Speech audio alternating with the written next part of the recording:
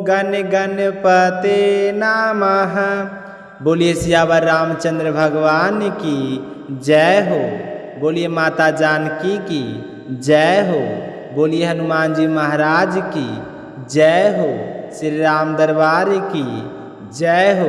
प्यारे भक्तों, आज हम अयोध्या कांड का आगे का प्रसंग सुनेंगे।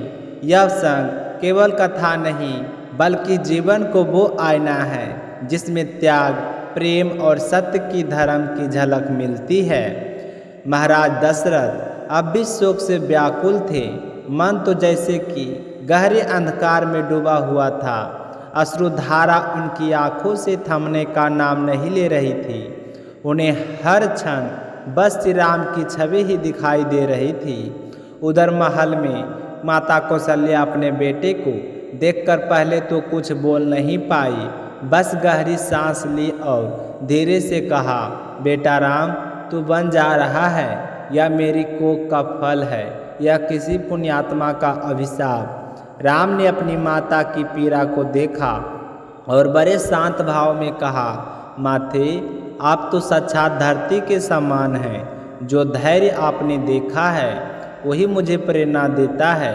मुझे वन भेजकर अपने राष्ट्र धर्म को निभाया। कौशल्या की आंखों में आंसू बहते रहे, परंतु उन्होंने राम के माथे पर हाथ रखकर आशीर्वाद दिया, बेटा तू बन जाए पर तेरा धर्म कभी वन में ना हो। तो वहाँ भी उतना ही तेजस्वी रहे जितना अयोध्या में है। इतने में सुमित्रा माता आई। उनका चेहरा दृढ़ता से भरा था। वे लक्ष्मण को देख मुस्कुराई और बोली, लक्ष्मण तू राम के साथ देगा, यह सुनकर मेरा हृदय गर्व से उठ भरा है। तो वह केवल राम का अनुचर नहीं, उसका साया बनकर रहेगा।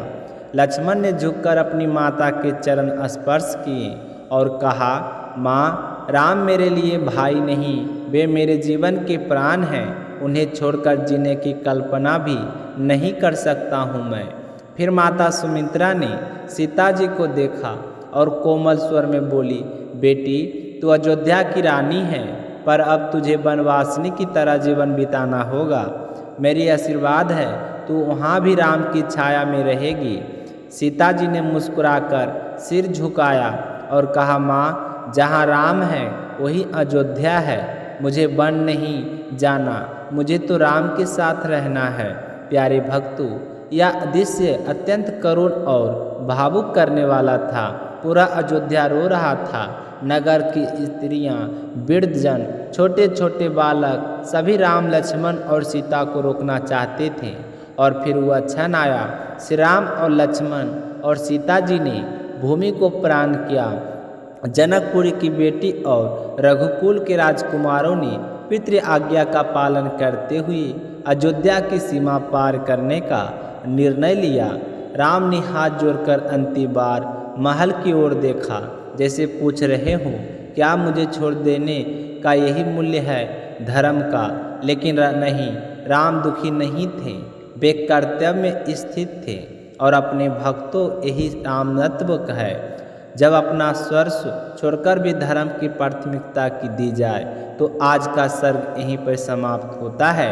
कल जानेंगे अयोध्या के लोग कैसे राम के रथ के पीछे पीछे जंगल की ओर चल पड़े, कैसे बनी गंगा तट का पर भपूर्ण रात और कैसे श्री राम ने निषाद राजगृह को अपना मित्र बनाया। तो प्रेम पूर्वक सुनने के लिए आप सभी का हृदय से धन्यवाद। अगर आपको ये श्रवण अच्छा लगा हो तो कृपया इस वीडियो को शेयर करें और अशोक वेदा चैनल को सब्सक्राइब करना ना भूलें। राम नाम की महिमा अमर है।